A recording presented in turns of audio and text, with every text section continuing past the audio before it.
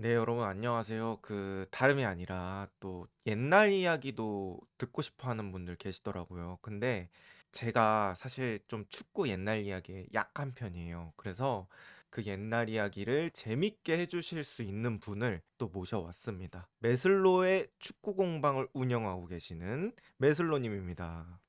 네, 안녕하십니까. 저는 축구 스토리 깎는 메슬로라고 합니다. 반갑습니다. 야, 목소리도 너무 좋으시고 또 이제 스토리를 되게 이해가 편하게 그렇게 얘기를 해주셔가지고 또 제가 초대를 해봤고 요새 리버풀이 이적 네, 시장에서 엄청 독보적인 행보를 보여주고 있잖아요. 맞습니다. 특히 비르츠 같은 선수의 이적은 제가 생각했을 때는 나중에 시간이 지나고 나서 역사에 회자될 수 있는 그런 이적 중에 하나라고 생각을 하거든요. 그래서 제가 또 샤워하다가 그것과 관련된 아이디어를 얻어서 메슬로님 불러서 축구 선수 좀 역사적인 이적들, 놀라웠던 이적들을 한번 같이 얘기를 들어보는 시간을 가지면 어떨까 해서 모셔봤고요.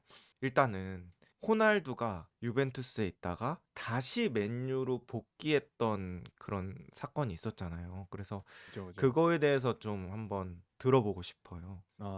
그때가 이제 2021년 여름이었을 거예요. 이게 네네. 사실 호날두가 유벤투스에 갔던 그 자체로도 굉장히 놀라웠었는데, 네네. 근데 문제가 있었죠. 사실 과연 유벤투스로 이적했을 때 그 호날두가 그 팀에 잘 어우러질 수 있을 것인가? 그게 음, 좀 우려되는 상황이었는데 네. 진짜 이 우려처럼 말 그대로 좀 녹아들지 못하는 모습을 좀 많이 보였었죠. 그래서 네네네. 실제로 제가 알기로는 그 호날두를 영입하게 된 배경에는 이 리그 우승이 아니라 챔스 우승, 이제 패권에 도전하기 위해서 그 완전 진짜 그 우리는 무조건 챔스를 따겠다라는 심정으로 음, 호날두를 영입한 걸로 알고 있는데, 네. 계속해서 결과가 안 좋으니까 심지어 이제 팀워크 같은 것도 안 좋아지니까 알레그리가 너 나가. 더 아, 이상 안 되겠다. 너 나가. 네. 이제는 이제 디발라 중심으로 젊은 선수들로 개편을 할 거야.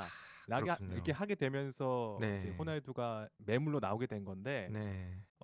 이게 어쩌다 보니까 갑자기 맨유로 이적을 하게 된 거죠. 사실 저 같은 경우도 맨유 이적한다고 했었을 때 이게 사실 네네. 복귀잖아요. 그럼요. 이게 몇 년도에 떠났었죠? 2009년도에 레알 마드리드로 갔었을 것 같은데, 네. 한 13년 만에 이제 복귀니까, 아니 호날두가 복귀를 한다고? 네, 이 그러니까. 지금 이 몰락, 약간 몰락이라고 표현해야 될지 모르겠지만 네. 과거의 전성기와는 좀 다른 모습을 보이고 있는 지금 맨유에 호날두가 이제 복귀한다고 하니까 기대치가 올라갈 수밖에 없잖아요. 그래서 이게 그러니까요. 저는 너무나 충격적인 이적이다라고 생각을 했죠. 그러니까 저도 네. 호날두 하면은 옛날에 저는 또 박지성 형님 네. 또 나왔을 때 봤으니까 그러니까 그죠. 어렸을 네. 때는 제가 이제 축구를 잘 모르니까 호날두 그 브리찌한 모습도 약간 꼴보기 싫었던 적이 있어요. 그러니까 네.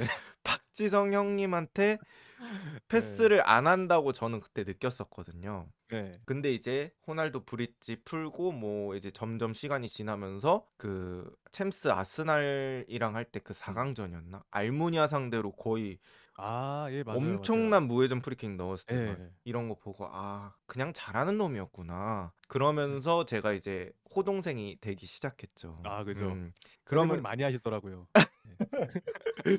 그래서 막 친구들이 저보고 호날두 집 주소 알려달라고 할 정도로 아. 이제 저는 이제 유명한 호동생이었는데 어쨌든 호날두 그리고 빨간색 유니폼 그거는 이제 네. 제 학창 시절이나 뭐 저뿐만 아니라 많은 분들한테 되게 자리 잡아 있는 기억이라고 생각을 해요. 근데 그죠. 그 호날두가 다시 온다고? 아, 그죠.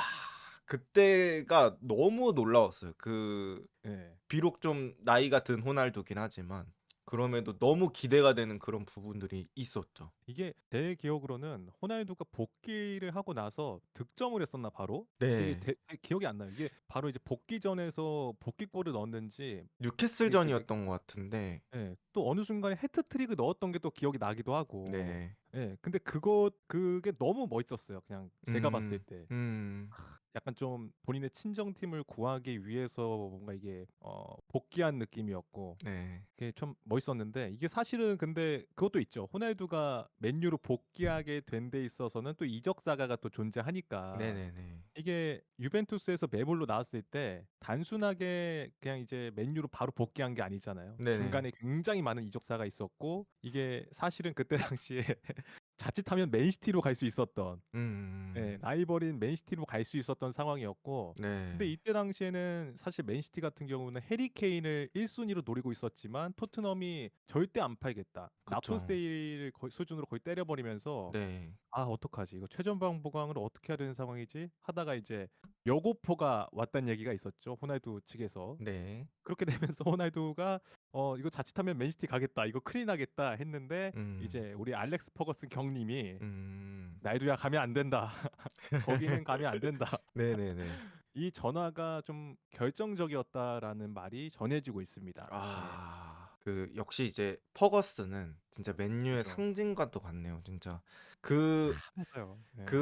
어떻게 보면 자아가 그렇게 강한 호날두가 또 이제 퍼거슨 말 한마디에 딱 깜빡 죽는 거 보면은 네. 역시 퍼거슨이라는 감독도 위대한 것 같고. 맞습니다. 그래서 이 이적이 저는 또 호날두가 맨유로 와 가지고 그 경기가 또 기억이 나더라고요. 이제 손흥민이 호날두를 되게 어떻게 예 보면 롤 맞아요. 모델로 네. 삼고 있잖아요. 근데 이제 그죠. OT에서 호날두 그리고 vs 손흥민, 케인 해 가지고 예. 그 경기가 또 생각이 나고. 이게 저는 프리미어리그 무대에서 다시 호날두가 이제 맨유 유니폼을 입고 등장하는 거를 다시 볼 수 있을 줄 몰랐어요. 그래서 그러니까. 그게 좀 감회가 새로울 정도로 충격적인 영입이었다. 이렇게 그러니까. 말씀드릴 수 있을 것 같습니다. 그러니까요. 예. 저도 그 호날두가 그 OT에서 그 입장하는 장면이 좀 많이 생각이 나는데, 아 그러니까 OT 그 구장 자체가 그 입장하는 그 길이 있잖아요. 그러니까 네 되게 맞아요. 모서리에. 몰입감 있게 생겼다고 해야 되나? 맞아요. 그 모서리 그 딱 장면에서 딱 나오면서 이제 양쪽에 팬들이 쫙 있고, 맞아요, 맞아요. 그 OT는 그 촬영 카메라도 보면은 OT인지 이제 명확히 구분이 갈 수 있을 정도로 좀 촬영 카메라에도 특색이 있다고 저는 생각을 하는데, 네. 호날두가 뭐 본인 루틴이 있잖아요.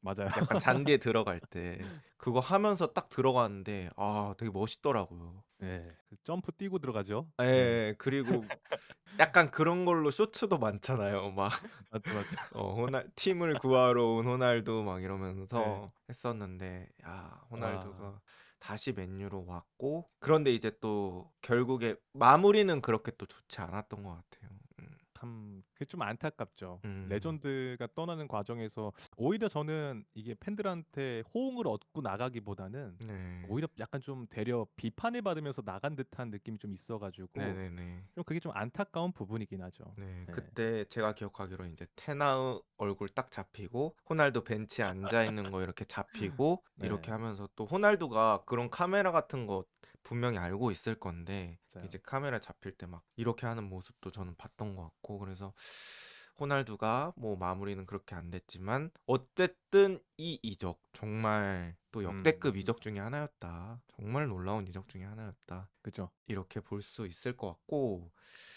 그다음에는 또 어떤 이적들이 있냐면, 저는 또 네이마르가 바르셀로나에서 파리 생제르맹으로 갔던 아 거, 또 맞아요. 그것도 저는 개인적으로 되게 충격적으로 다가왔거든요.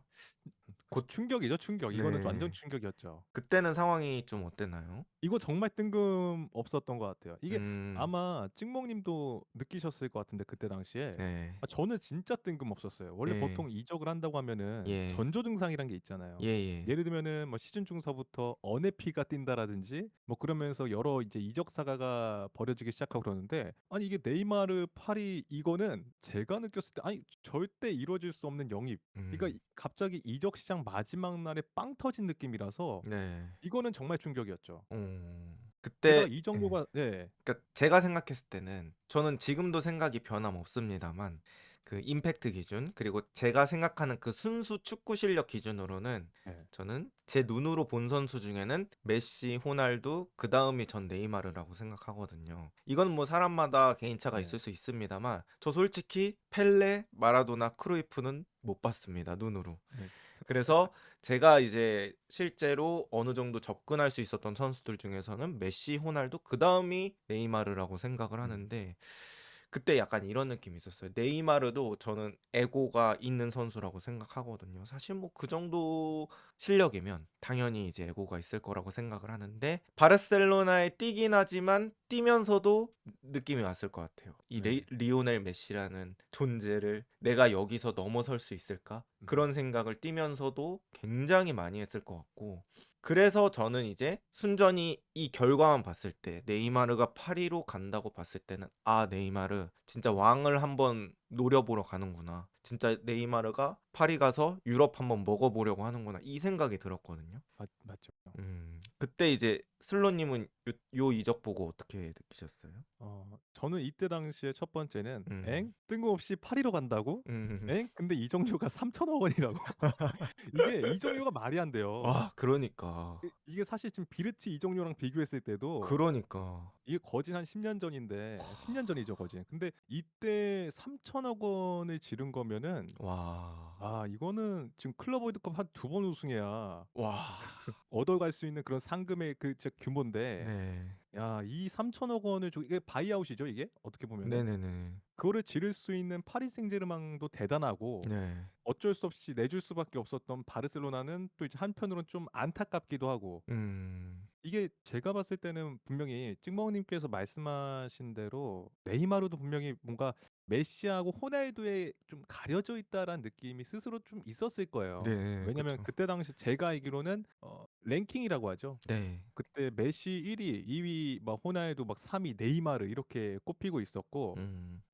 근데 본인 입장에서는 몇 년째 가려지고 있으니 '아 나도 이제 그러니까. 발롱도르 좀 수상 좀 해야 되는데.' 그래서 떠났을 수도 있고. 근데 음. 심지어 또 제가 좀 덧붙이자면 그때 MSN 대 약간 레알 마드리드는 BBC 해 가지고 네. 남미 대 유럽 구도가 있었잖아요. 맞아요, 맞아요. 예. 근데 이게 웃긴 거는 네이마르하고 베일이 각각 메시와 호날두의 후계자로 좀 그려지는 게 있었거든요. 네네네. 근데 저는 안타까운 게 좀 네이마르 떠나지 말지. 좀 아. 있었으면은 좀 예. 그래도 기회가 올 텐데 음. 아니 좀 그런 마음이 좀 들더라고요. 네. 이게 또 그렇잖아요. 네이마르를 매각하고 나서 어쩔 수 없이 바르셀로나는 보강을 하게 될 수밖에 없는데 그렇죠. 그 보강을 한 선수들이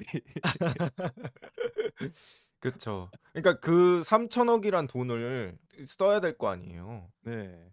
그래서 그 보강한 선수들이 어떤 선수들이었죠? 후뎀그죠. 아 쿠뎀그. 정말 정말 그러니까. 바르셀로나 팬분들은 진짜 음. 치를 떠는 음. 원래 이제 제일 먼저 영입된 건 덴벨레긴 한데 네. 쿠티뉴 같은 경우에는 이제 리버풀이 안 보내주다가 겨울 이적 시장에 영입을 한 거고 그 네. 이후에 좀 시간이 지나서 그리즈만이 들어온 거긴 한데요. 네.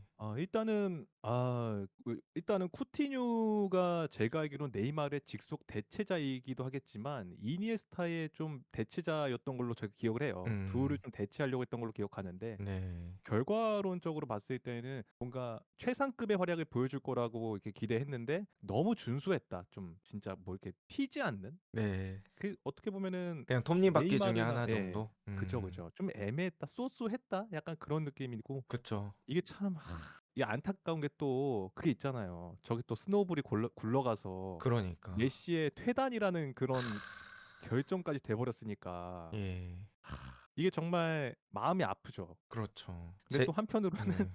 예. 제가 추가로 얘기를 더 해도 될까요? 예. 이제 한편으로는 또 스노볼이 시계 하나 굴러간 게 쿠티뉴를 팔면서 그 얻은 돈으로 리버풀은 정말 리빌딩을 잘했으니까 그러니까요. 이게 네이마르 한 명이 굴린 스노볼이 정말 크다. 이게 이렇게 말씀을 또 드릴 수 있을 것 같습니다. 그러니까. 그러니까 제가 기억하기로는 이제 쿠티뉴가 리버풀에 있었을 때는 그때는 솔직히 말하면 리버풀이 지금 정도의 느낌 아니었단 말이에요. 네. 그러니까 그 암흑기를 벗어나면서 이제 약간 수면 위로 올라오는 그 정도 시기였던 걸로 저는 느낌이 네. 나는데 그때 이제 저는 쿠티뉴 보고 약간 '아 소년가장 같은 느낌이 좀 있다.' 이렇게 생각을 했는데 이제 쿠티뉴 팔고 데려온 선수들이 뭐 반다이크, 네. 알리송, 뭐 리버풀에 거의 10 년을 좌지우지할 그런 역대급 선수들이 또 오게 됐잖아요. 네. 그러면서 대단하죠. 그런 또 이게 스노볼이 예. 여기저기 굴러갔네요 진짜. 맞습니다. 근데 이게 또 한편으로는 또 카더라가 있죠. 음. 왜 파리 생제르맹이 네이마르를 갑자기 마지막 날에 바이아웃을 주고 이렇게 영입해 갔냐. 이게 음. 사실은 그때 여름 때 바르셀로나가 중원 보강이 좀 필수적인 상황이었던 걸로 제가 기억을 해요. 네네네. 그러다 보니까 이제 베라티를 좀 노렸던 걸로 아는데 네. 그때 막 썰로 이게 카더라 통신에 의하면은 뭐 이적료 플러스 라키티치 해 가지고 베라티랑 뭐 이게 교환할 거다. 뭐 이게 이적을 할 거다. 뭐 이런 얘기도 나왔었고 실제로 계속해서 베라티를 노렸던 걸로 기억하는데 이제 파리 생제르맹 입장에서 너무 화가 나는 거죠. 아니 음. 우리 선수를 건드려? 음. 자본의 힘을 한번 보여줘? 아.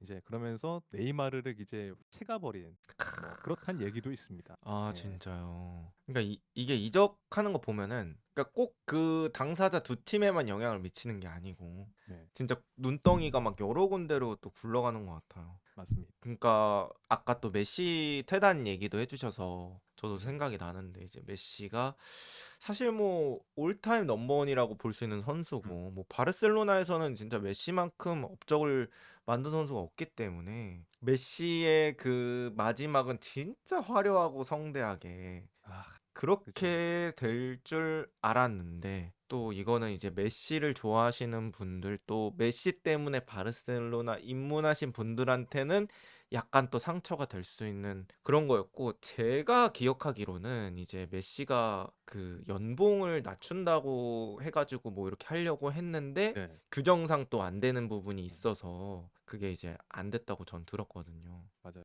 그래서 그때 예. 쿠만이 욕을 많이 먹었죠. 아 그러니까요.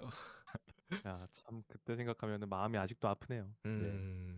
그래서 그렇게 됐고 공교롭게도 또 네이마르가 파리 생제르맹으로 갔지만 네이마르는 결국 챔스 우승컵을 얻지 못하고 나가게 됐습니다. 근데 또 이제 있어요. 또 있어요. 심지어 메시를 다시 만났잖아요. 맞네. 분명히 맞네. 네이마르를 아. 피하겠다고 나간 아니 네이마르를 피하겠다고가 아니구나. 메시를 피하겠다고 이제 파리 생제르맹으로 갔는데 몇 년 뒤에 메시가 오잖아요. 그러네요. 그러니까 네이마르 입장에서는 이게 1 인자가 되는 게 쉽지 않네. 그죠. 아 참 아래서 올라오는 음바페 쳐내랴 또 위에서 누르는 메시가 또 있으니까 또 자기만 독보적으로 돋보이기는 또 어려운 상황이 그렇게 세팅이 됐네요 또 그죠. 마지막쯤에는. 아 음. 잘 안 풀렸다고 생각합니다. 참 네. 그래 가지고 또 아이러니하게도 그 쿠뎀그 중에 이제 두 명 이제 덴벨레는 파리 돌아가서 결국에는 지금 챔스 우승에다가 그 빛을 보게 됐고 네. 그리즈만도 약간 무관력기가 좀 있었잖아요. 월드컵 맞아요. 예. 빼고는 뭐 1년 차이로 계속 다른 팀에서 우승이 되면서 그랬는데 뭐 그리즈만도 어쨌든 돌아가서 아틀레티코 마드리드에서 좋은 활약 보여줬으니까 그랬는데 쿠티뉴는 좀 네. 안타깝긴 해요. 예. 네. 그때가 어떻게 보면 정점이었네요. 클롭의 말을 들었어야 됩니다. 그래서 이 얘기도 너무 재밌다. 다 예. 저는 또 다시 생각해 보니까 이적료 이 3천억 원 정도의 이적료가 지금 질러도 진짜 난리 나는 가격인데 그죠. 정말 엄청납니다. 저건 진짜 파리만 쓸 수 있는 돈인 것 같아요. 진짜로. 예. 그러니까. 그리고 또 제가 기억하기로는 그 아마 코로나 때 그 바이에른 뮌헨이랑 챔스 결승했었던 기억이 있는데 예예. 그때 코망이 아마 결승골 넣었을 텐데 그때 이제 네이마르가 약간 프리롤 공격형 미드필더라고 해야 되나? 약간 전형적인 윙어처럼은 아니고 그렇게 뛰었었잖아요. 근데 그때 하는 거 그쵸. 보고도 '와 진짜 잘하긴 한다. 진짜 축구를 잘하는 놈이다.' 진짜 잘하긴 해요. 예.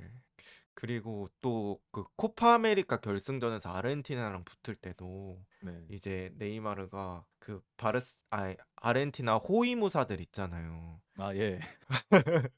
호위무사들한테 막 태클 엄청 당하고 제가 기억하기로는 막 그때 경기만 해도 큰 태클 한 6-7개 당했거든요. 아 근데 이제 그렇게 해서 디마리아 결승골로 이제 결국 브라질이 졌는데 끝나고 나서 또 메시한테 먼저 가서 딱 이제 악수하고 아 포옹하는 그죠. 거 보고 그래도 네이마르 또 저런 거 보면은 인성이 좋은 선수구나. 뭐 이런 그죠. 것들을 느꼈었던 기억이 또 나네요.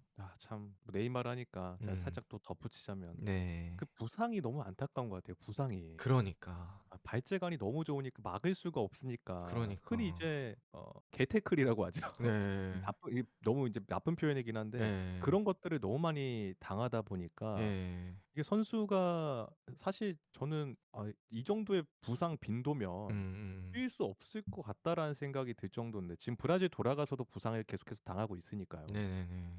그래서 그 부분은 좀 많이 또 이제 추가적으로 또 안타깝다는 생각이 든다. 참 음. 이 볼 때마다 치근한 마음이 드는 선수예요, 음. 이상하게. 진짜 아이러니하게도 그 브라질 선수 중에 그러니까 롱런하는 경우가 그렇게 많이까지는 없는 것 같아요. 그죠. 약간 예. 티아고 실바 막 이런 선수 제외하고 그러니까 제가 생각하는 뭐 호나우지뉴라든지 네. 뭐 네이마르도 어떻게 보면 그런 유형이고 호돈신도 있잖아요. 그죠, 그죠. 예. 약간 진짜 재능은 신한테 받았는데 몸은 인간의 몸이라 아. 버티지 못했다. 참 전성기가 참 짧아요, 브라질 음. 선수들이. 그러니까요. 저는 그 말이 되게 멋있었거든요. 그러니까 신에게 재능을 받았지만 몸은 인간의 몸이라 버티지 음. 못했다. 이게 제가 또 약간 옆으로 새는데 그 피파 게임 있잖아요. 피파 네. 온라인에서 네. 호나우두를 쓰잖아요. 네. 호나우두로 골을 넣은 다음에 그 채팅을 복사해 놨다가 꼭 쳤어요. 컨셉을 아주 강하게 네. 잡으셨군요. 그러니까 뭐 음. 상대방이 계속 ESC 누르고 막 난리 나고 그랬었던 기억이 나네요, 갑자기 또. 야. 어쨌든 네이마르 파리 또 요런 얘기 또 어디서 듣겠습니까? 그래서 정말 또 역사적인 이적이었다 이렇게 볼 수 있을 것 같고 네. 그다음 저는 또 데이비드 베컴이 아. 맨유에서 레알 마드리드로 간 얘기 이것도 되게 얘기가 엄청 또 뻗어나갈 수 있는 그런 사례잖아요. 그때는 좀 상황이 어땠나요? 이게 사실 너무 잘 알려진 이야기이긴 하죠. 이게 음. 세계의 이적이라고 부르시는 분도 계시고 호날두와 호날두래요. 그 라커룸에서 퍼거슨과의 마찰로 인해서 결국에는 뭐 떠나게 된 배경이죠. 그때 음. 퍼거슨 같은 경우에는 베컴에 대해서 축구 선수로서의 스타가 되려는 게 아니라 뭔가 연예인으로서의 스타가 되려는 듯한 음. 느낌이 많이 들었다라고 이렇게 얘기를 했었고 실제로 그때 베컴의 행보를 마음에 들어하지 않았었죠. 결국에는 그런 것들이 쌓이고 쌓이다가 터진 게 이제 라커룸에서의 사건인데 그러고 나서 이제 곧바로 뭔가 맨유는 매각하겠다는 그런 선언을 했고 정말 그 세계 이적이라고 부를 수 있을 정도로 그 갈락티코를 형성하고 있던 레알 마드리드에 그때 당시 기준 한 490억 원, 그러니까 500억 원이죠. 그때 기준으로 보면 2000년대 초반이니까 비싼 이적료인데 음. 그 레알 마드리드로 가면서 정말 그 스타 군단이 형성됐었던 정말 이것도 세계 이적이죠. 예.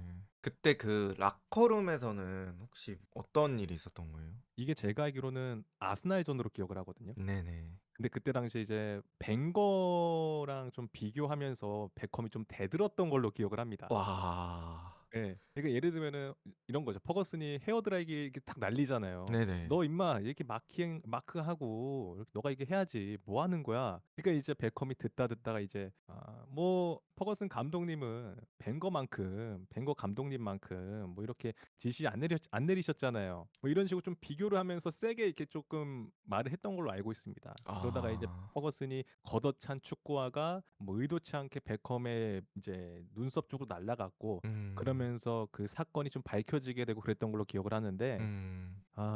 참 어떻게 보면은 제가 볼 때는 팔 수밖에 없었던 결국에는 언젠가는 매각될 수밖에 없었던 상황이라고 생각해요. 베컴 음. 같은 경우에도 슈퍼스타로서 이제 이미 입지를 넓힌 상황이었기 때문에 네. 뭔가 근데 퍼거슨 입장에선 그거잖아요. 팀보다 나은 선수는 없다. 그쵸. 퍼거스는 항상 그걸 강조하는 네. 감독이기 때문에 음. 진짜 그 베컴을 쳐내는 선택도 사실은 쉽지 않잖아요. 우리 팀의 스타를 진짜 내친다라는 게 그쵸. 예 정말 쉽지가 않은데 그 내치겠다고 선언하고 곧바로 이제 여러 팀들이 몰려들었죠. "야 음. 베컴이 이적 시장 매물로 나온대. 야 이거 미쳤는데? 야 일단 우리 돈 얼마 있지? 오케이. 음. 야 일단 저기 뭐 기다려 봐." 그러면서 이제 그때 당시에 사실 레알 마드리드가 아니라 음. 바르셀로나. 사실 바르셀로나 이적설이 가장 강하게 대두가 됐었죠. 네네. 그때 당시에는 라포르타 회장님께서 젊으신 이제 그때 한 40대였던 걸로 기억을 하는데 예, 새로 당선되면서 공약이 제가 당선이 되면은 베컴을 영입해 오겠습니다. 그러면서 정말 그 많은 투표수 속에서 당선이 됐단 말이죠. 근데 음. 이제 문제는 바르셀로나와 맨유 측이 이제 구단 간 협상은 어느 정도 진행하긴 했는데 네. 베컴이 레알 마드리드가 본인을 노린다는 소식을 듣고 예. 나는 그럼 무조건 레알 간다. 음.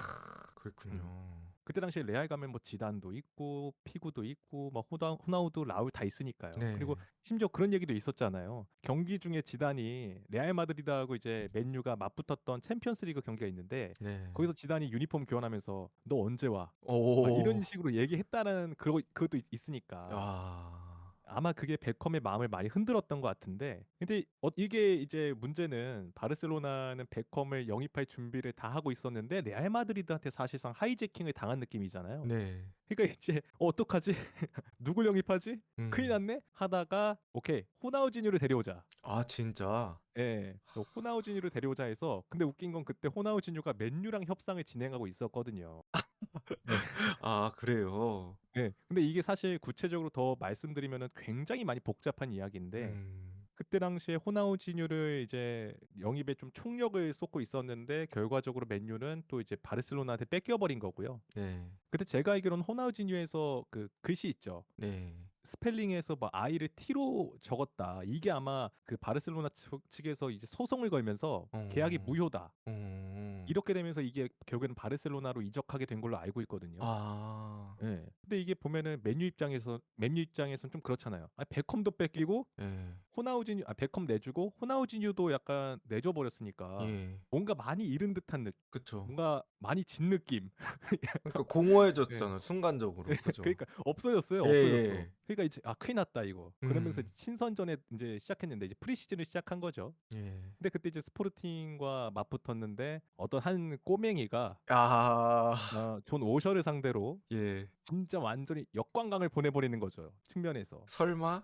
예. 근데 이제 눈여겨 보다가 네. 오케이. 쟤를 찜콩 해 놓고 있었는데 네. 알고 보니까 그 선수가 아스날이랑 이적 협상을 하고 있네. 네. 그걸 이제 하이제킹해서 빼왔죠. 아. 그 선수가 바로 호날두죠. 네. 스 지금 아 진짜. 예. 아 그러면 참 이 호날두가 오기까지의 과정이 어떻게 보면 이 베컴의 이적이 시작이 된 거네요. 그죠. 이게 베컴의 이탈로 인해서 찾다가 결국에는 이제 호날두까지 흘러가게 된 건데 오. 이게 진짜 맨유의 역사를 바꾼 딱 그 순간이죠. 그쵸. 예. 와. 그러니까 이런 일들이 여러 개가 따라락 반복된 다음에 그다음에 호날두가 왔던 거구나. 그쵸. 이게 베컴의 레알 이적도 되게 충격적이긴 한데 네. 이 어떤 흐름 같은 걸 보면은 너무 재밌으니까 또. 아 진짜요. 네. 그 제가 기억나는 건 이제 베컴이 넷플릭스에서 다큐 찍었잖아요. 네. 그때 이제 뭐 와이프랑 나와서 얘기하는 것도 듣고 이랬는데 베컴은 그때 당시에 이제 퍼거슨 생각하면서 이제 얘기하기로는 그 퍼거슨한테 뭐 전화가 올 때 너무 좋았고 막 그랬대요. 그리고 이제 자기가 맨유에서 뛴다는 걸 되게 프라이드 있게 생각했는데 이제 베컴이 막 그때 당시에 너무 잘생기고 네. 뭐 패션 감각도 있고 하다 보니까 막 거리에만 가도 진짜 막 카메라가 몇 대 붙어서 막 파파라치 이런 사람도 붙고 네. 그 정도로 스타성이 진짜 너무너무 심해 가지고 그리고 제가 알기로는 그 와이프가 되게 유명한 그 네. 가 맞아요. 그룹의 네. 일원이었죠? 그 스파이스 걸스일 거예요, 아마. 네네네. 예. 맞나? 근데 노래도 유명한 게 있고 저도 참 노래 좋아했는데. 예. 음. 빅토리아 베컴. 예. 네. 그래서 이렇게 해서 막 둘이 연애하는 그런 얘기도 나오고 막 그런 걸 봤었던 기억이 있는데 결국엔 또 이게 호날두랑 연관이 있었다니. 진짜 놀라운 사실이네요. 예. 이게 웃긴 게 음. 베컴이 레알 간 게 충격적인 이적이긴 한데 네. 이상하게 이게 또 호날두의 영입으로 이어진 게 더 충격적이긴 하죠. 그래도 뭐 결과론적으로 봤을 때는 또 호나우지뉴 바르셀로나에서 잘했고 네. 또 호날두도 맨유에서 잘했으니까 어떻게 그죠. 또 그렇게 되긴 했네요. 지금 윈윈이죠. 어. 호나우지뉴도 레알에 그 바르셀로나에서 발롱도르 들었고 네. 호날두도 맨유에서 발롱도르를 들었으니 그러니까. 이게 정말 서로에게 윈윈이 되는 결과였다. 와 어떻게 근데 보면 베컴만 살짝 아쉬운? 예. 그쵸. 베컴은 이제 갔을 때 이미 이제 피구가 있기도 했잖아요. 그러니까 그죠. 뭐 완전히 플레이 스타일이 똑같다고 볼 수는 없는데 이제 피구랑 어떻게 보면 저는 공유하는 점들이 있다 생각했거든요. 둘 다 이제 프리킥도 잘 차고 어떻게 보면 윙어라는 포지션이 겹치기도 하고. 근데 이제 베컴이 레알 마드리드에서는 윙어로 뛰지는 않았던 시간들도 있죠. 그죠. 이게 보통 피구랑 이제 공존을 시켜야 되니까 사실 음. 비싼 돈 주고 영입해 온 선수를 기용할 수밖에 없잖아요. 네네. 네. 벤치에 놔둘 수는 없고. 그래서 중앙에 많이 기용이 됐었죠. 음. 그때 당시에 베컴이 영입됐을 때 동시에 마켈렐레가 나가 버렸으니까 아. 이적했으니까 그때 베컴이 중원에 기용되면서 아마 옆에는 파트너로는 그때 제 기억은 뭐 바티스타라든지 네네. 뭐 여러 선수들이 기용이 됐었는데 네. 그다음에 심지어 유망주들도 막 기용이 되고 나중에는 뭐 그라베센 맞아요. 막 이런 그라베슨. 레알에서 이제 호비뉴랑 싸우죠. 네. 예. 그게 아주 큰 사건인데 음. 아무튼 옆에 마키렐레 같은 역할을 해줄 수 있는 선수를 옆에 붙여 놓으려고 막 찾다가 결국에 못 찾고 음. 베컴도 그 중앙에서 쪼끔 애매했죠. 원래 네. 중앙에서 뛰는 선수가 아니었기 때문에. 네네네. 그래서 뭐 베컴의 레알 마드리드 이적은 뭐 사실 엄청나게 이제 퍼포먼스적으로는 뭐 만족스러운 이적까지는 저는 아니지 않았을까라고 네. 맞습니다. 조심스럽게 말씀을 드려 보고요. 그다음에 또 저는 레알 마드리드 하면은 이제 레알 마드리드로 간 거 말고 레알 마드리드에서 어떤 팀으로 이적했던 그 선수들이 떠오르거든요. 네. 예 그중에 또 충격적이었던 선수가 바로 호비뉴입니다. 호비뉴. 예. 야. 호비뉴도 그때 제가 기억하기로는 그 브라질 특유의 그 세대가 있어요. 그러니까 저는 2002년 때 그 호돈신을 보면서 그러니까 브라질이라는 나라가 지금보다 축구적인 위상이 진짜 말도 안 되게 높았거든요. 제가 봤을 맞죠. 때는. 그냥 네. 우리한테는 축구 하면 브라질이었어요. 그러니까 뭐 요즘은 뭐 스페인도 있고 뭐도 있고 뭐도 하는데 그냥 브라질. 근데 이제 맞아요. 그중에서 항상 그 내려오는 계보들이 있었잖아요. 근데 맞아요. 이제 호나 제가 알기로는 호돈신 이전에 호마리우라는 선수로 알고 음. 있거든요. 그래서 뭐 호마리우, 호돈신, 호나우지뉴 그리고 그다음 세대가 이제 호비뉴로 이제 많이 맞아요. 거론이 됐었잖아요. 맞습니다. 근데 이제 호비뉴가 또 레알 마드리드에서 맨시티로 이적을 했다.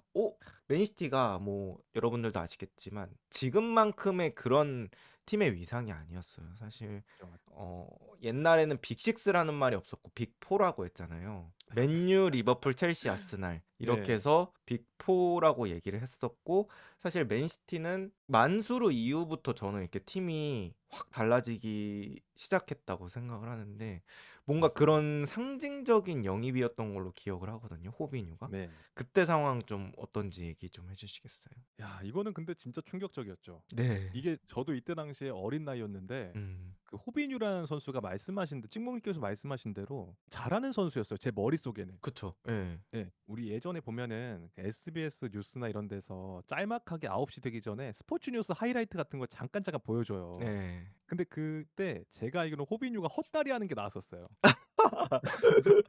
헛다리 유명하잖아요. 잘하지. 헛다리 예. 잘하죠. 저 근데 그거 보고 그 어린 마음에 쟤 진짜 잘하는 선수인가 보다. 근데 그 음. 선수가 이제 레알 마드리드 소속이라는 거예요. 네. 근데 이제 레알 마드리드라는 팀은 예전에 이제 피파 온라인 2나 1에서 되게 이제 능력치가 다 높은 팀이었고 네. 그러면서 또 이 좋은 데서 뛰고 있는 훌륭한 선수구나라고 알고 있었는데 갑자기 그 선수가 맨시티라는 처음 들어보는 건 아니죠. 하위권 팀이었으니까 그때 당시에는. 이제 한참 인수 시작하면서 탁신 체제에서 조금씩 순위가 올라오고 있던 시기이긴 했었는데 당시 기준에 거의 중하위권 팀이었었으니까 아무리 음. 투자를 하고 있다라고 하더라도 그래서 깜짝 놀랐었죠. 아니 네. 호비뉴가 맨시티를 간다고? 심지어 이때 당시에 호비뉴가 맨시티가 아니라 가장 가까웠던 팀이 첼시였었어요. 첼시. 네. 이게 첼시랑 계속해서 가까웠던 이유 중에 하나가 2008년 여름 때 스콜라리 감독이 첼시의 감독으로 부임을 했었거든요. 음. 이제 스콜라리 감독은 이제 앞서 말씀하신 대로 2002 한일 월드컵에서 브라질 대표팀을 이제 우승으로 이끈 감독이죠. 맞아요. 네.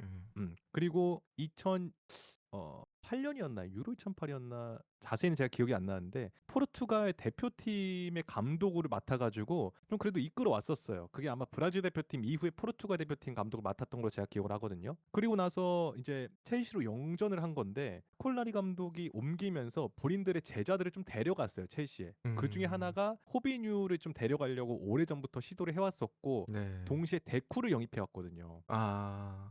네. 근데 그때 언론들을 다 보면요. 첼시랑 가까워요. 그게 맨시티라는 말이 없어요. 아.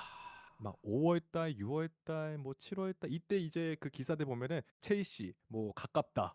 이적이 어. 가까워지고 있는 중. 뭐 오. 문도 데포르티보에 따르면은 뭐 이런 식으로 막 전해지는 거 음음. 있잖아요. 근데 이때 당시에 갑자기 이적 시장 데드라인에 맨시티행이 딱 떠 버린 거예요. 와. 이게 되게 충격적인 거죠. 그러네. 예. 그러니까 이제 스콜라리 감독도 갑자기 깜짝 놀란 거죠. 올 거라고 생각을 했는데 음. 얘가 갑자기 맨시티로 가 버리니까. 그러니까 이제 팬들 사이에서는 그때 당시 맨시티의 위상이 좀 그래도 맨유보다는 좀 낮았잖아요. 네네. 당연한 그때 당시는 그쵸, 그랬고. 그래서 그쵸. '맨유랑 헷갈린 거 아니냐.' 아 그 정도까지? '맨유랑 헷갈린 거 아니냐.' 그런 어. 우스개가 나오기도 했었고요. 네. 스콜라리가 너무 화가 나 가지고 호비뉴한테 직접 전화해서 막 뭐라 했었대요. 분노를 막 표출했었대요. 음.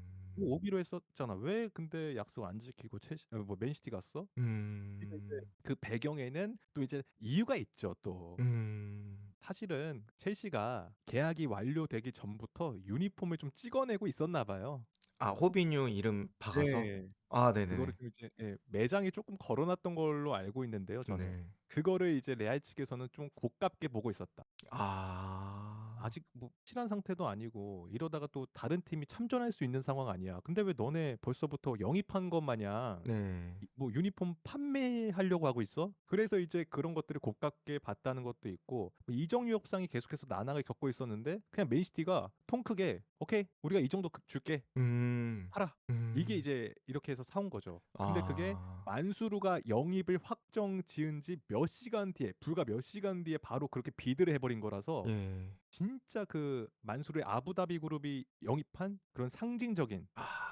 네 영입이다. 진짜 그러니까. 이게 시간적으로 봤을 때요. 어떤 느낌이냐면 아침에 뭔가 일을 나가잖아요. 네. 나갔다가 퇴근했는데 갑자기 그냥 맨시티 가 있는. 아침에는 호비뉴가 "첼시 간다."라고 이렇게 얘기 들었는데 갑자기 음. 낮에 만수르가 맨시티를 인수하더니 저녁에 퇴근하고 왔더니 호비뉴가 갑자기 와. 첼시가 아니라 거기 맨시티에 가 있는 상황인 거죠. 그러니까. 좀 그만큼 몇 시간 안에 되게 긴박하게 일어난 일이라서 음. 정말 충격적인 그런 영입이었다라고 말씀을 드릴 수 있을 것 같아요. 그 이적료가 야. 진짜 654억 이면 이것도 되게 센 금액이라서 그러니까. 대박이죠, 이것도. 그러니까 우리한테는 그러니까 저는 축구에서 일반 사람한테도 쓰이는 용어가 생긴다고 생각하거든요. 그러니까 그중에 네. 대표적인 게 뭐 리즈 시절 같은 그런 얘기들 있잖아요. 근데 우리가 흔히 이제 돈 많은 사람 대명사를 약간 만수르라고 얘기할 때 네. 많잖아요. 맞습니다. 근데 이제 그런 게 약간 이런 이적들 때문에 또 이미지가 우리 머릿속에 좀 박히게 된 것 같아요. 맞습니다. 참 호비뉴가 음. 어떻게 보면은 맨시티의 그런 신호탄 그러니까. 우리 이제 돈 쓴다. 우리 어. 석유 자본이 어떤 건지 우리가 한번 보여줄게. 예. 약간 그런 거에 대한 신호탄이었고 참 맞아. 근데 이건 하나는 좀 추가로 말씀드리고 싶은 게 있어요. 2008년 여름에 누가 또 이적을 해 왔냐면 네. 콤파니가 이적을 해 왔거든요. 빈센 콤파니. 예. 빈센트 야. 콤파니. 근데 이게 많은 분들이 이제 혹여나 오해하실까 봐 이게 가끔가다 만수르 체제에서 영입된 선수라고 오해하시는 분들이 계시더라고요. 음. 오해하시는 분들이 계시더라고요. 음. 근데 콤파니는 딱 진짜 그 만수르가 인수하기 며칠 전에 딱 그 영입이 되는 아. 거라 만수르 그러니까 아비다비 그룹 체제가 아니라 탁신 음. 이제 전 구단주죠. 이전 구단주 체제에서 영입이 된 거다라고 이게 추가적으로 제가 좀 덧붙여서 말씀을 드리고 싶습니다. 아. 예. 그렇게 해서 콤파니 그다음에 이제 호비뉴라는 선수가 스쿼드에 합류하게 됐고 그러니까 저도 그때 이제 그러니까 지금 맨시티라고 하면은 이제 뭐 펩 관련해 가지고 그런 이미지가 형성돼 있긴 한데, 옛날에는 진짜 맨시티가 어떤 중위권 정도의 팀 중에 하나 정도의 그쵸. 느낌이었는데, 레알에서 호비뉴급의 선수가 딱 온다? 그리고 만수로 딱 들어왔다? 이게 뭔가 어떤 팀이 크게 변하려면 저는 약간 상징적인 사건이 필요하다고 생각하거든요. 그러니까 맞습니다. 그 사건, 약간 삼국지에서 도원결이처럼 어떤 상징적인 사건 이후에 급격하게 변화되는 경우가 많은데, 저는 그 신호탄이라고 해야 되죠? 예. 그거를 저는 이 호비뉴 이적이라고 생각을 했거든요. 참 이게 호비뉴가 근데 진짜 그 굉장히 높은 이적료의 이적을 해 왔는데 안타까운 거는 좀 안 좋았어요, 퍼포먼스가. 음. 이게 초창기 그러니까 초반 만약에 그 8월 달부터 12 월까지를 전반기라고 친다면은 나쁘지 않았거든요, 전반기 때는. 네네. 근데 이제 후반기에 접어들수록 얘가 이제 뭐 약간 좀 브라질 선수 특유의 약간 향수병? 음. 적응 문제죠, 적응 문제. 뭐 이미 뭐 레알 마드리드에서 라리가에서 뛸 때랑 프리미어리그 무대가 좀 템포가 다르기도 하고, 네. 그리고 약간 호비뉴 입장에서는 본인의 클래스에 맞는 주변 선수들이 없으니까 네. 계속해서 약간 흔히 원맨쇼라고 하죠. 본인이 네. 어떻게든 마무리하려고 하는 네. 그런 거에서 조직력이 좀 떨어지기도 했고, 무엇보다 마크 유즈 감독님이 전술이 불명확하셨어요, 그때 당시에. 음. 그래서 좀 그런 부분에서 괴리가 발생하다 보니까 호비뉴가 얼마 안 있다가 밀란으로 아마 임대를 보내줬을 걸로 아는데, 네. 아마 밀란이었을 거예요. 예. 참 그 비싼 값에 왔지만은 결과적으로는 뭐 이렇다 할 퍼포먼스를 보이지 못하고 떠나면서 이제 하락세를 탔다라는 게, 그쵸. 이것도 또 네이마르가 또 생각나는 부분이긴 한데 안타깝긴 그러니까요. 합니다. 예. 예. 어쨌든 호비뉴 이적 사가도 진짜 충격적이네요. 그죠. 하루아침에 뭔가 진짜 왕조가 세워진 느낌, 또 그런 느낌이 있었고, 어떻게 보면 지금 맨시티의 시작과 같은 그런 느낌을 알 수 있었던 그런 사건이었고, 네. 저 또 한 명 더 생각납니다. 레알 마드리드에서 왔던 또 슈퍼스타, 바로 메스트 웨질입니다. 외질. 와, 웨질 참. 아스날, 이것도 너무 충격적이었거든요. 어. 야. 이거는 그때 상황이 어땠어요? 저는 근데 진짜 외질이 아스날을 간다? 이게 뭔가 그때 기준으로 이해할 수가 없었어요. 이게 음. 왜냐면 이건 저는 그냥 뭔가 축구 팬으로서 딱 봤을 때 이때 아스날의 위상을 좀 생각해 볼 필요가 있거든요. 아스날이 이때 당시까지만 해도 뭐 월드 클래스급 선수들을 많이 노렸지만 안 왔어요. 음. 정작 성사된 영입이 없어요. 네.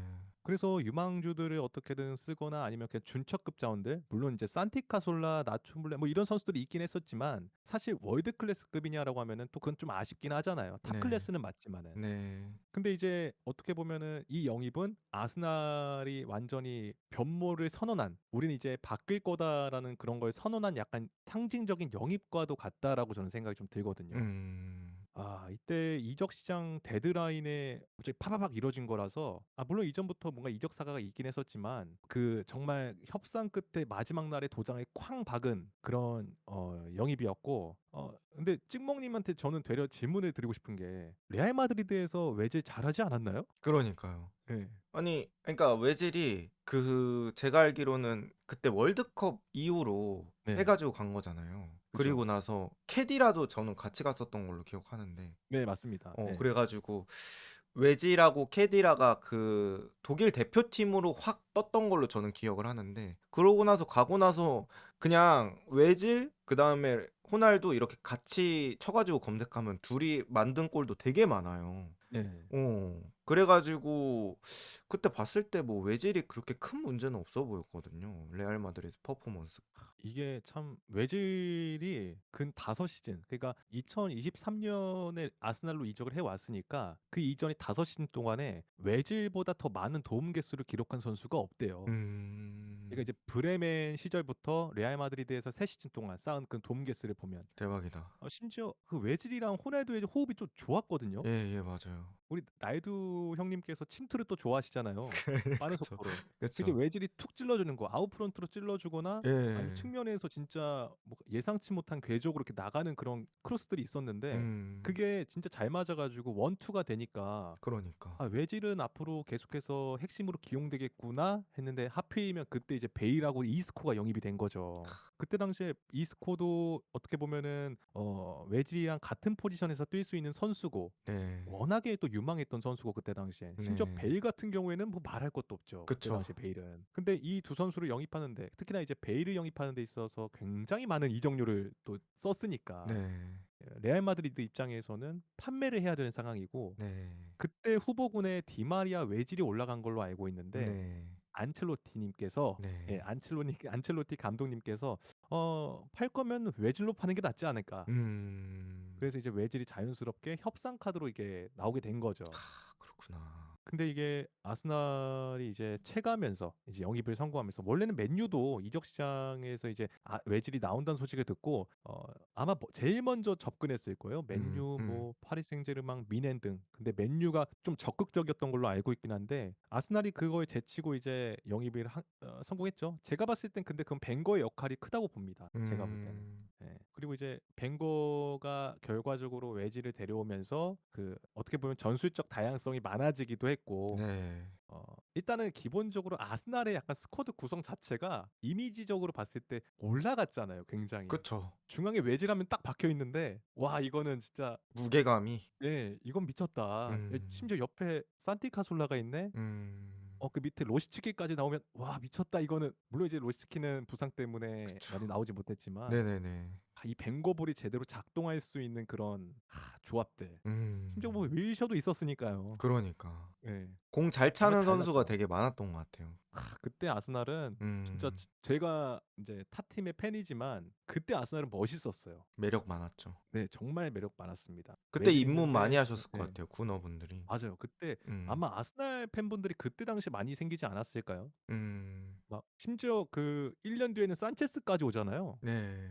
알렉시스 산체스까지 와 가지고 팀의 퀄리티가 완전히 그냥 올라가 버리니까 그러니까. 후방에서는 뭐 코시에니 메르테스 아커가 지켜주고 있고 야 이거는 뭐 미쳤죠 진짜로 그때 그러니까 스쿼드는. 예. 그때 아스날은 어떤 느낌이냐면, 그러니까 결과도 물론 있겠지만 축구를 보고 싶으면 아스날을 봐라 막 이런 얘기 있었어요. 그러니까 아스날이 눈으로 볼 수 있는, 그러니까 즐거운 축구를 하는 팀이라서 이제 뭐 성적과는 별개로 되게 유입이 저는 많았던 걸로 기억하거든요. 예. 약간 뭐 리버풀에서 유입이 많았던 시기가 제토라인 때라고 하면, 네. 뭐 아스날은 그 아트사커 하던 그 벵거 감독님 계실 때가 또 많았고, 그때 멤버들 봤을 때는 저는 그때도 되게 유입이 많았었다고 기억하고 있거든요. 진짜 멋있었는데. 음. 이게 외지라면 가장 먼저 떠오르는 게 그 챔스 경기 중에 제가 정확하게 그 어떤 팀인지 기억이 안 나서요. 근데 3 명을 제치고 네. 페이크로 슛페이크로 3 명을 아, 제치고 아시죠? 제가 알기로는 루도고레츠였나? 아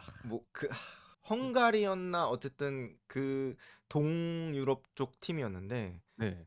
뭔지 알죠? 어떤 꼴인지 알죠? 저는 그게 외질의 어떤 진수를 보여준 경기라고 생각을 합니다. 그러니까. 진짜 사실상 현대 축구에서 마지막 10번 플레이메이커잖아요. 그쵸, 그쵸, 그쵸. 이거 외질이 상징하는 바가 굉장히 크다. 이게 참 음. 또 이제 외질이 쇠퇴해 가는 과정을 보면은 현대 축구에서 점차 그 10번 플레이메이커가 필요가 없어진 상황으로 바뀌면서 외질의 역할도 줄어들기 시작하고 물론 외질의 개인적인 그런 폼 저하도 문제가 있었겠지만 그런 걸 보면서 또 한편으로는 이렇게 또 한 명이 플레이메이커가 저무는구나. 이런 생각이 들기도 했었죠. 아무쪼록 외질의 아스날 이적은 730억 원. 야, 이거는 대단한 엄청난 이적료이기도 하고. 음. 예. 근데 이건 좀 놀랍긴 하네요. 아스날의 이전 최고 이적료가 아르샤빈이었다는 게 이거 좀 놀랍긴 하네요. 예. 아르샤빈 그거에 한 예. 네 골 넣은 그죠. 그 장면이 생각나. 이거 좀 이거. 예. 아. 아르샤빈. 어쨌든 또 외질 아스날, 이것도 또 충격적이었고, 그리고 또 저는 얘기하고 싶은 게 이제 발락이 바이에른 뮌헨에서 첼시로 갔던 아 그런 또 이적이 있잖아요. 그죠. 그때는 또 어땠나요? 상황이? 이거는 이게 제가 왜 충격이었다라고 이게 생각을 하냐면요. 사실은 제가 이 2006년 이 시기에 축구를 보기는 힘들어요. 그쵸. 왜냐면은 너무 어렸으니까. 맞아. 근데 이제 시간이 지나서 좀 이런저런 자료들도 많이 보고 막 선수들의 위상 같은 거 우리가 다 찾아보잖아요. 네. 플레이한 거 이런 것들. 네. 근데 그러면서 저는 미하엘 발락이라는 선수가 첼시에서 말년을 보낼 때 그건 제가 알고 있는데 이 2006년 5월에 이적해 올 때 이게 왜 충격적인 이적이었냐 하면은 일단 발락이라는 선수 자체가 이때 당시 아마 30살이었던 걸로 기억을 합니다. 음. 결코 이제 젊은 나이가 아니었는데 그럼에도 불구하고 굉장히 인기가 많았어요. 예. 미드필더 그러니까 전방위를 뛸 수 있는 전천후 미드필더였기 때문에 뭐 미넨에서 자유계약으로 풀렸을 때 맨유, 심지어 이제 밀란, 첼시를 제외하고도 뭐 레알 마드리드 이런 진짜 우리가 알고 있는 빅클럽들이 이 발락을 영입하기 위해서 다 뛰어들었단 말이죠. 네. 근데 이제 발락 같은 경우에는 이제 이적을 하는 데 있어서 여러 가지를 고려했다라고 하거든요. 내가 챔피언스 리그를 우승할 수 있는 팀으로 가자. 음. 지금 당장. 근데 음. 이게 참 첼시를 선택하게 된 데에는 이 챔스가 가장 커요. 음. 왜냐면은 맨유가 그 당시 직전 시즌에 조별리그에서 안 좋은 성적으로 좀 탈락을 해버리면서 네. 맨유는 지금 이제 전성기 때의 그런 체급이 아니다. 네. 그렇게 되면서 첼시를 결국에 택하게 된 거고 이때 심지어 첼시가 발락한테 주겠다고 한 주급이 당시 기준으로 2억이 넘어가니까 네. 이게 지금 2억도 좀 높은 편이잖아요. 근데 2006 근데 년에 2 억이니까. 예. 이때 첼시 최고 주급을 주겠다고 이렇게 해 가지고 데려온 거니까 네. 야 이거 결국에는 이제 발락이 첼시로 왔는데 첼시로 넘어오면서 중원이 정말 미쳐 버렸잖아요. 음. 램파드, 발락, 애쉬앙. 와. 네. 심지어 플러스 그 마켈레도 있고. 네임 그러니까 밸류가 이게 엄청나네. 꿈의 조합이죠, 꿈의 조합. 네. 저는 이게 결과적으로 이게 충격적인 이적으로 꼽는 이유가 그 정말 미쳐버린 중원을 구성하게 됐기 때문에 음. 정말 그 네임 밸류만 따졌을 때는 세계 최고급의 중원이다라고 음. 말할 수 있을 정도로 야, 이 발락이 첼시로 간 거는 대박이다. 음. 그렇기 때문에 제가 좀 이렇게 말씀을 드리고요. 와, 이게 참 그러면 네. 그때 당시에 발락이 독일에서는 어느 정도 급 그 인기라고 해야 되나? 그런 것들이 있었어요? 보니까 제가 또 음. 자료 같은 거 많이 찾잖아요. 네. 콘텐츠를 만드는 사람이다 보니까. 네네. 정말 그 2004년부터인가요? 그때부터 이런 자료들 보면은 다 발락 이야기예요. 아. 그러니까 뭔가 미넨의 발락 그리고 이제 예를 들면은 이때가 2006년 5월이 이적했을 시기가 독일 월드컵 딱 이전이란 말이에요. 네네. 그때 이제 독일 월드컵에서 독일이 3위 했잖아요. 음. 예, 3위 하고 딱 마무리했는데 이때 모든 약간 좀 현지 언론이나 이런 것들이 다 발락에 대해서 많이 다루고 음. 막 발락이 부상당하면은 안 된다. 부상당하면 안 된다. 우리의 그 핵심이다. 이런 식으로 독일 내부에서는 진짜 그냥 에이스. 음. 약간 좀 제가 느끼는 체감은 우리나라의 소니 있죠. 그쵸. 그런 예. 느낌이네 지금 그죠. 보니까. 딱 그런 느낌이었어요. 막 음. 소니가 예를 들면 부상당해서 경기 못 나온다고 하면 우리 되게 조금 큰일 났다. 네. 나와야 된다. 이런 마음을 가지잖아요. 그만큼 발락은 그때 당시에 독일 대표팀이 우선 그 녹슨 전차 군단이라 해서 이전의 명성을 보여주지 못하고 있다. 그런 약간 좀 오명을 가지고 있었는데 그럼에도 불구하고 발락이 있다면 뭔가 달라질 수 있다. 예. 음. 발락이 뭔가 해줄 수 있을 것 같다. 한 건 음. 해주겠지. 그런 기대감을 가지게 만들어주는 특별한 선수였다라고 말씀을 드릴 수 있을 것 같아요. 이거 음. 위상이 되게 높았던 거죠, 정말로. 네네. 근데 이때 당시에 참 대단한 게 발락 말고도 셰브첸코를 영입했어요, 첼시가. 야. 로버지네 로버지. 그죠. 음. 참 이게 참 놀라운 이적이죠. 저는 근데 걱정됐던 것 중에 하나가 많은 그때 우려하는 시선이 근데 램파드하고 과연 발락이 공존할 수 있을 것인가? 네네. 둘 다 플레이 스타일이 어떻게 보면 공격적이고 좀 비슷한데 이 둘의 어떤 상호 보완이 가능하겠냐 그런 지적이 있었는데 정말 그 우려가 현실이 됐죠. 아. 실제로 발락은 2006년에 이적하고 나서 첫 해 조금 애매했어요. 네네. 예, 정말 애매했고 이게 근데 약간 좀 독일 월드컵의 여파 때문일 가능성도 있다라는 얘기도 있고요. 근데 음. 뭐 두 번째 시즌부터는 되게 안정적인 활약을 펼쳐줬으니까 네네. 그래도 뭔가 첼시 내에서의 평가는 뭔가 소소하다? 그냥 이게 소소하다? 소소하다라는 그런 느낌이 음. 좀 많은 것 같아요. 그럼 이제 발락 커리어에서는 마지막 시기쯤을 이제 첼시에서 보낸 거죠? 그죠? 음. 그러고 나서 이제 레버쿠젠으로 이적했으니까 2010년이었나 2011년이었나 참 그때 발락이 참 안타까운 거는 예. 흔히 올드 팬분들은 다 아실 거예요. 그 콩락이라 그래 가지고 아. 그 짤도 있어요. 그 콩락 전설이라고. 아 그래요? 2 위만 해서? 이미만 해서. 그러니까 또 운이 좀 안 좋아요. 그러니까 그러니까. 발락이 아마 1년 연장 계약을 했었으면 그때 첼시가 연장 계약을 제시했던 걸로 저는 알고 있거든요. 네. 근데 이제 "나는 더 이상 첼시에서 못 뛰겠다." 해 가지고 독일 분데스리가로 복귀한 거고, 근데 그다음 해에 첼시가 챔스 우승을 했잖아요. 11-12 아. 시즌에. 네. 그래서 그런 운때가 또 안 맞다. 아 막 이런 얘기도 있고, 그래서 참 뭔가 콩락이라는 게 어. 가장 먼저 떠오르는. 근데 그런 거 보면은 참 그 선수한테도 그런 게 있는 것 같아요. 그러니까 그 유관운이라고 해야 되나? 그러니까 뭐 그런 것도 약간 타고나는 게 있는 것 같고, 예. 저는 또 발락하면 그거 좀 기억나는데 두 가지 기억나요. 이제 그 바르셀로나랑 챔피언스 리그 경기할 때 막 심판 따라가서 아 그거 참. 항의했던 그 장면 또 기억나고, 그다음에 이제 2002년 우리가 4강전에서 독일이랑 게임하지 않았습니까? 네 예, 맞아요. 제 기억으로는 이제 발락이 처음에 슈팅해서 이훈재 형님이 막았는데 그 세컨 볼을 노이빌레인가? 다른 선수였나? 어쨌든 독일 선수가 넣어서 이제 골 넣고, 제가 이제 그때 초등학생이었거든요. 초등학교 갔는데 우리는 발락이라고 안 했어요. 발가락이라고 했어요. 그러니까 발락이 우리나라 상대로 이제 잘했으니까 발락 싫은 거죠. 예. 그래서 이제 뭐 발가락이라고 했었던 그런 기억이 또 있습니다. 아 그러고 보면 진짜 발락이 롱런하긴 한 했네요. 예, 그러니까요. 2002년 한일 월드컵서부터 독일 월드컵, 그다음에 음. 2010년 때는 사실 그때 발가락 부상으로 못 나네요.